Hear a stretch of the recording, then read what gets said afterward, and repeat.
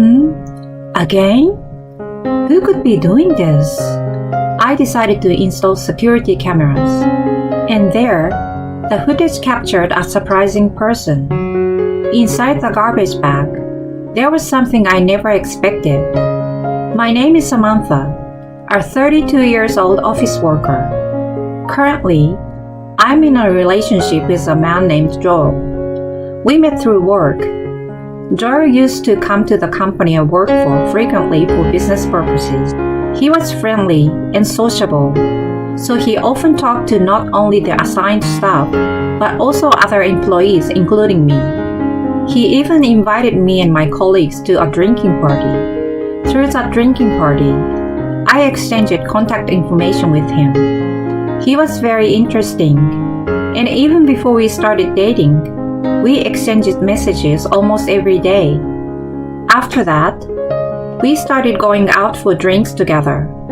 He had a cheerful and lively personality, but when we were alone, he would become a bit more calm, and I found myself more and more attracted to him.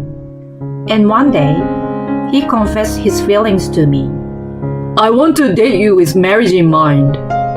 I was extremely happy to hear that.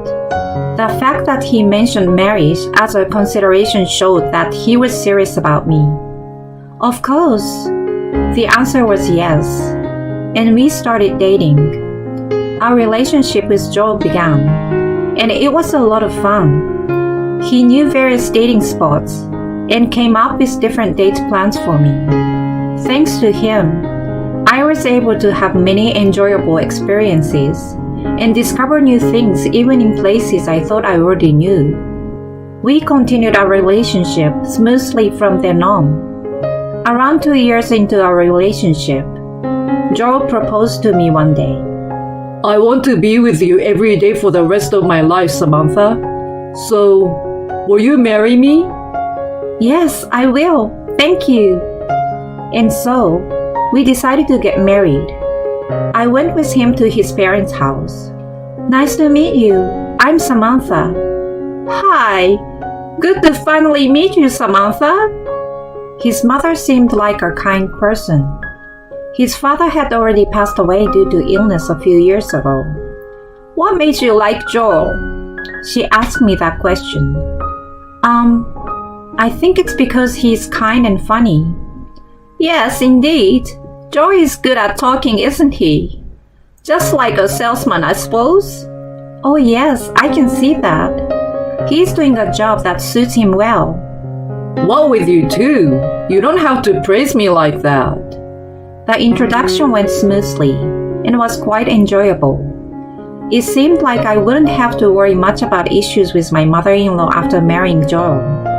Also, I didn't know this before, but my house and Joel's parents' house were very close to each other. If I had known it was this close, I would have come to visit earlier. Sorry about that. But if I had known that my girlfriend's parents' house was nearby, it would have made me a bit more conscious. Like, I should go and greet them, you know? Well, you have a point. I thought we could wait until we got married for things like that. That's why I brought it up now. I see. But once we are married, we can easily visit my mom whenever we want. That's a good thing, right? Yes, you're right. His mother was listening to our conversation with wide eyes. When you get married, won't you rent a new place? Are you going to live in Samantha's apartment together? Samantha's house is actually an inherited property from her late grandparents. Oh, I see. Actually, my parents passed away in an accident, and I was taken in by my grandparents and raised by them since I was young. Both of my grandparents have also passed away, so now I live alone in that spacious house. We've been discussing living together there once we are married. I see. I didn't know that. It's unfortunate about your parents. If you two have talked it over and made that decision, then it's fine. Congratulations on your marriage, Samantha and Joel. Thank you, Mom. Samantha, if you ever need anything, feel free to come to me. Thank you very much. His mother seemed really kind, and I was relieved. As I thought that, I went home with Joe. Most of his belongings had already been moved, and it felt like he was already halfway living in my house. Your mom seems like a really kind person. I'm glad. You think so? Well, I don't consider myself that kind, to be honest. Really? I think you are incredibly kind. You saying that makes you the kind one, Sam?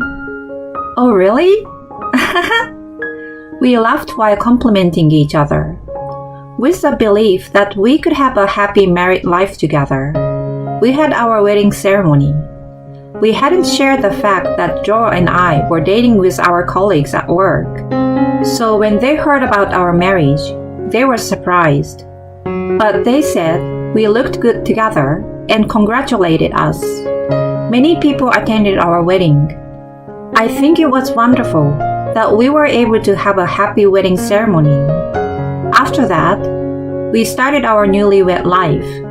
Since we were practically living together already, there wasn't much change in our daily life. However, being newlywed had a mysterious power that made everything feel fresh and exciting. Even after marriage, I continued working, and we both had jobs. My husband wasn't good at household chores, especially cooking. So I took charge of cooking, and he helped with other chores like cleaning and laundry. At first, he was still getting used to it, but he tried his best with cleaning. It's really appreciated to have a husband who cooperates with household chores. In this way, we smoothly enjoyed our newlywed life, and I felt happy every day. But less than a year of marriage, my husband started going on business trips more frequently. I will be going on a business trip for about a week. Huh? Again? You've been going on a lot of trips lately. Well, they seem to have high expectations of me. They've entrusted me with some important tasks. I see. Well, you will have to do your best then. Yeah, sorry for leaving the house again. It's okay. Take care, alright? Although I said those words, I felt a bit lonely. We're still newlyweds, and yet, they keep increasing the number of business trips. What is the company thinking? I almost wanted to complain, but work is work. Besides, we might have children in the future, so it's important to have savings. So it's crucial for my husband to achieve results in his work. A few months later, my husband was given another long-term assignment. They want me to go on a business trip for about 3 months this time. Huh? 3 months? They want me to go and provide support from headquarters as they set up a new branch. That's a really important job. Yeah, they have high expectations of me. But 3 months will be tough. I'm sorry, Samantha. It's okay. But you will have weekends off, right? Can you come back on weekends? I'm not sure. It's in Nevada, so there are several layovers during the flight, and it might be difficult to come back every weekend. I see. Then let's video call each other. Yeah, that's a good idea. Let's do that. Afterwards, my husband went on a long-term business trip. I felt a bit lonely living alone. But then, a certain problem arose. Huh? What is this? When I returned home from work as usual, there were a large number of garbage bags placed in front of the entrance. I had no idea what was going on, but I couldn't just leave the garbage like that. Although it was creepy, I gathered them all and disposed of them at the garbage station. Seriously, who could be doing this? As I was thinking that, on another day, a large amount of garbage was again dumped in front of my house. Huh? Again? Ooh, what is going on? This is clearly some form of harassment, but I didn't know the purpose or the reason behind it. I considered reporting it to the police, but it could also be someone I know or neighbor. Thinking that way, I decided to investigate on my own. I decided to install security cameras. And there, to my surprise, I saw the person responsible. It turned out that it was my mother-in-law who was dumping the large amount of garbage bags. Why would my mother-in-law do such a thing? From then on, the garbage was repeatedly dumped in the same manner, and it was always my mother-in-law. Why would she do something like this? I couldn't understand why my mother-in-law would engage in such harassment. I grabbed the garbage bags and immediately headed towards my mother-in-law. "Oh, Samantha, what's the matter?" What exactly is going on? Why are you dumping this garbage in front of my house?" "Well, it's for the purpose of harassing you." To my surprise, my mother-in-law boldly admitted to it. "Harassment? That's terrible." "Oh, stop being so annoying. I've never liked you from the start." "What do you mean you've never liked me? Have I done something to inconvenience or offend you? Why do I have to hear such things?" As I trembled with anger, my mother-in-law handed something to me. It was a screen of her smartphone. Huh? On the screen, there was a message that said, "Look inside the garbage bags."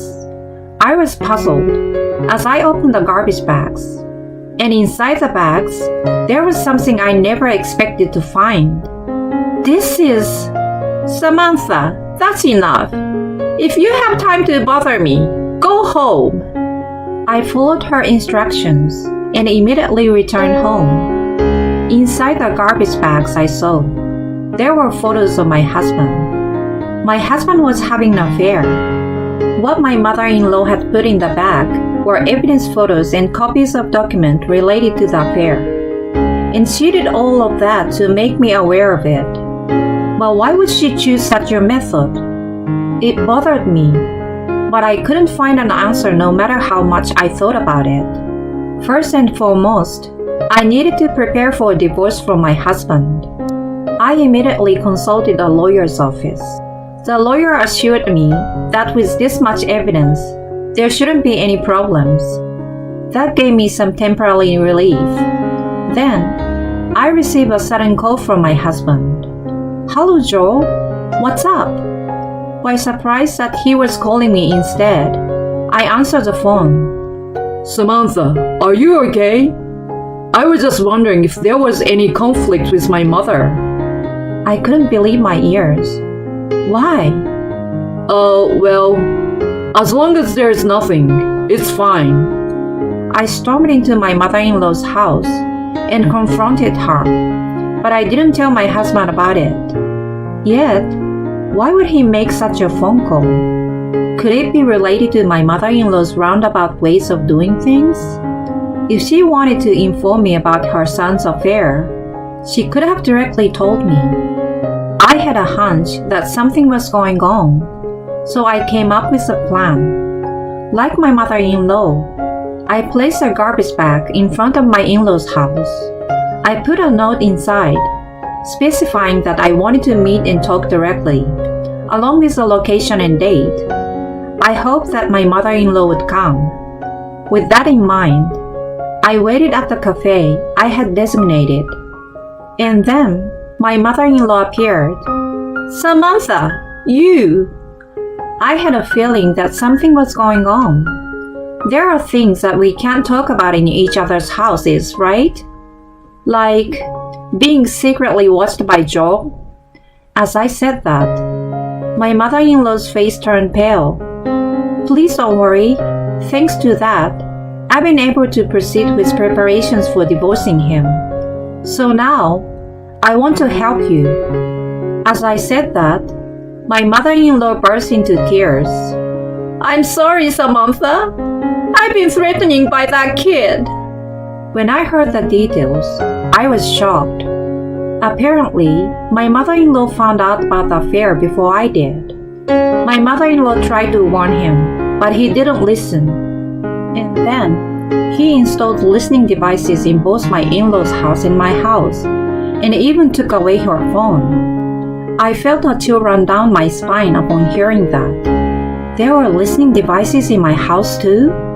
Yes, that's what he said. That's awful. My mother-in-law said she pleaded with him to stop doing such things, but he didn't listen.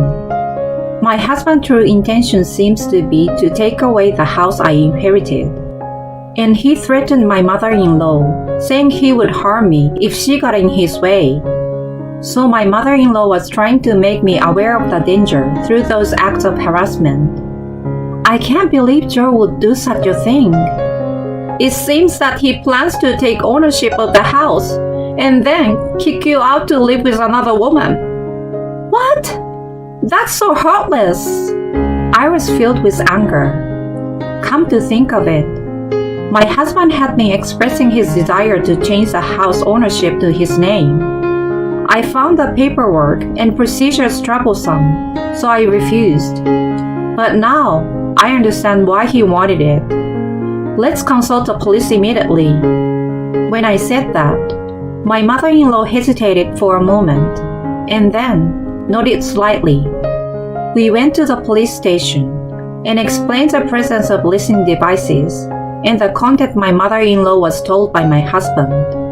Arresting him would be difficult given the current situation, but I was able to obtain the restraining order against him once the divorce was finalized.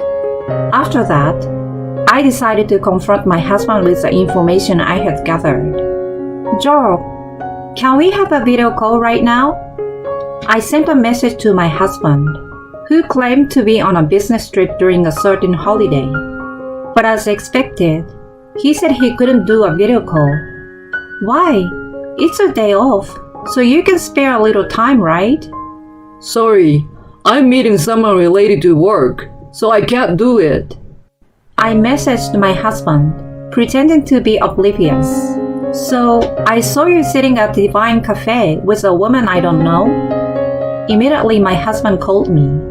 Samantha, what are you talking about? He sounded flustered, standing up and looking around anxiously. I sent him a photo. It was a picture of my husband happily chatting with his affair partner at the cafe. See? I'm telling you that I saw you guys. I was surprised when I saw you there by chance while I was going shopping. I mean, you were supposed to be on a business trip to Nevada, but here you are in the neighboring town with an unknown woman. Hey Joel, this is an affair, right?